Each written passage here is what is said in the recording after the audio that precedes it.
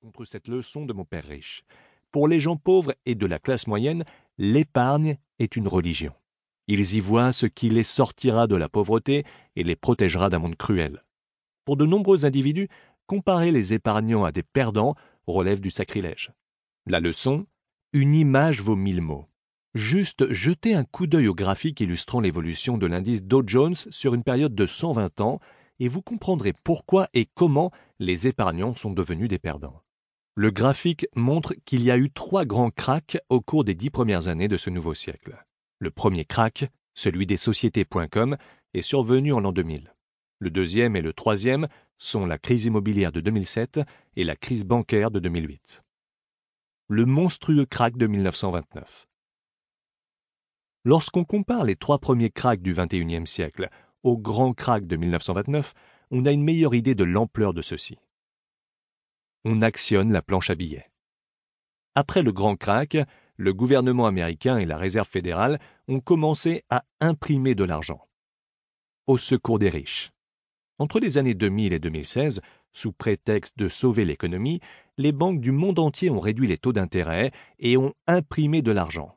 Alors que nos dirigeants voulaient nous faire croire qu'ils sauvaient le monde, ce sont en réalité les riches qui se sauvaient eux-mêmes et jetaient les pauvres et la classe moyenne au lion.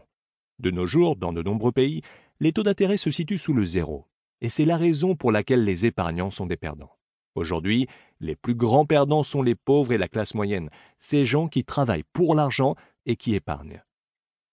Leçon de mon père riche, votre maison n'est pas un actif.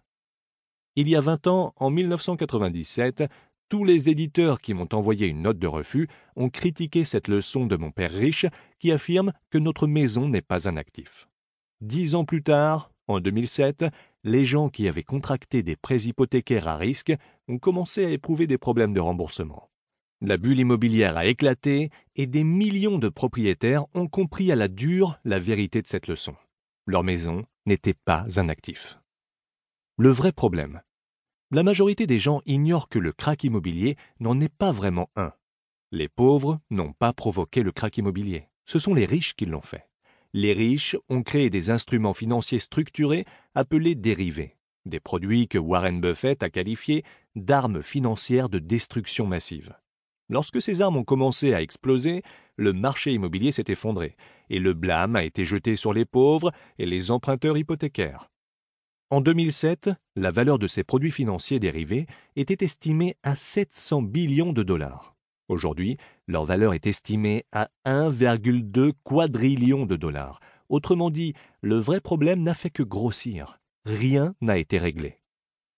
Leçon de mon père riche, pourquoi les riches payent moins d'impôts? Il y a 20 ans, quelques éditeurs ont critiqué Père riche, Père pauvre parce que j'y révélais comment et pourquoi les riches payent moins d'impôts. L'un d'eux a même affirmé que cette leçon était illégale. 10 ans plus tard, en 2007, le président Barack Obama briguait un second mandat devant son adversaire, le gouverneur Mitt Romney. Lorsqu'on a su que le président Obama versait au fisc environ 30% de son revenu et que le gouverneur Romney n'en versait que 13%, la campagne de Romney s'est engagée sur une pente descendante qui allait lui coûter la présidence. Et encore une fois, les impôts ont été au centre de la campagne présidentielle américaine de 2016. Au lieu de tenter de comprendre pourquoi des individus tels que Mitt Romney et le président Donald Trump paient moins d'impôts en toute légalité, les pauvres et la classe moyenne se mettent en colère. Même si le président Trump promet de réduire le taux d'imposition des pauvres et de la classe moyenne, la réalité est que les riches paieront toujours moins d'impôts. Et ceci nous ramène à la leçon numéro 1 de mon père riche. Les riches ne travaillent pas pour l'argent. Tant et aussi longtemps qu'un individu travaille pour l'argent, il paie des impôts. Mais lorsque la candidate Hillary Clinton a promis d'augmenter le taux d'imposition des riches, elle ne parlait que des gens qui touchent des salaires élevés, médecins, acteurs et avocats, et non pas des ultra-riches. Il y a 20 ans. Bien que Père riche, Père pauvre n'ait pas connu un succès immédiat, comme l'album Sgt. Pepper des Beatles, il s'est inscrit sur la liste des best-sellers du New York Times en 2000 et il y est resté pendant près de 7 ans. Et toujours en 2000, Oprah Winfrey a communiqué avec moi. Elle m'invitait à son émission.